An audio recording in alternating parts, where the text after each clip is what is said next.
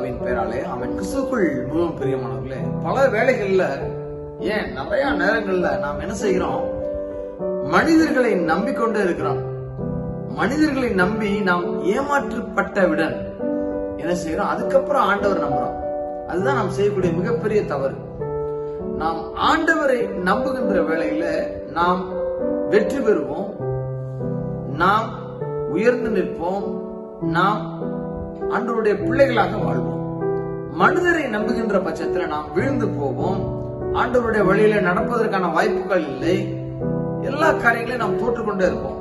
ஆம் கிறிஸ்துவுக்குள் மிகவும் பிரியமானவர்களே, வேதம் தெளிவாக உணர்த்துகிறது. சங்கீதம் 118வது அதிகாரத்துல 8வது வசனம், மனுஷனை நம்புவதை பார்க்கிலும் கர்த்தர் பேரில் பற்றுதலாய் இருப்பதே நலம். ஆம் கிறிஸ்துவுக்குள் மிகவும் பிரியமானவர்களே, இங்க அழகாக உணர்த்துகிறார். மனுஷனை நம்புவதை காட்டிலும் எந்த மனுஷனை நீங்க நம்புறாங்க உங்களோட வாழ்க்கையில?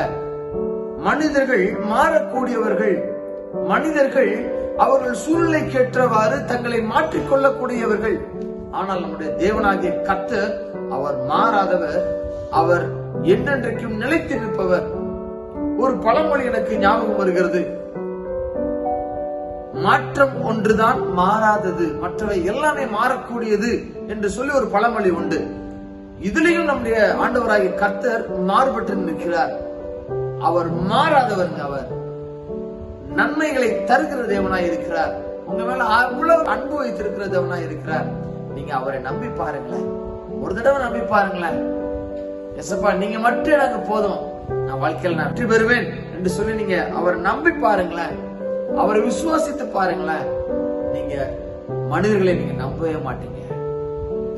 ஆண்டவருக்கு நீங்க பயந்து நடக்கக்கூடிய பிள்ளைகளாக, ஆண்டவரை நம்புகின்ற பிள்ளைகளாக நீங்க இருக்கின்ற பட்சத்துல ஆண்டவர் அதிகாரி கண்கள்ல தயவு கிடைக்க வைப்பார், மனிதர் கண்களை தயவு கிடைக்க வைப்பார். ஆண்டவரை நீங்க நம்பினா தான் அந்த காரியம் நடக்கும். இல்லை என்று சொன்னால் நாம் வீழ்ந்து போவோம், நாம் தோல்வி அடைவோம். ஆண்டவரை நம்புகின்ற பொழுது நாம் வெற்றி பெறுவோம், நிலைத்து நிற்போம், ஆசீர்வாதங்களை சுதந்திரித்துக் கொள்வோம். ஜெபம் செய்யலாமா? நேசிக்கிட்ட அன்புள்ளதாக அதனால நன்றி செலுத்துகிறோம். ஆண்டவரே, நாங்க எத்தனையோ வேளையில நாங்க மனுஷனை நம்பி நாங்க ஓடி இருக்கிறோம். ராஜா, எங்களை மன்னிங்க. ஆண்டவரை நம்புகின்ற பிள்ளைகளாக நாங்கள் வாழ்கின்ற பட்சத்திலே நாங்கள் வெற்றி பெறுவோம் என்று சொல்லி எங்களுக்கு வேதம் உணர்த்துகிறதப்பா. அதை நாங்க மறந்து போய்விட்டோமே ஏசப்பா, எங்களை மன்னிங்க. இனிமே எப்பொழுது உங்களை மட்டுமே நாங்க நம்புவோம் ஆண்டவரே. எங்க வாழ்க்கையில எல்லா விதத்திலும் நாங்க உண்மை நம்புவோம் ஆண்டவர். இந்த வேளையில் நாங்கள் ஒரு உறுதிமொழி எடுக்கிறோம், எங்க ஏசப்பாவை மட்டுமே நாங்க நம்புவோம் என்று சொல்லி.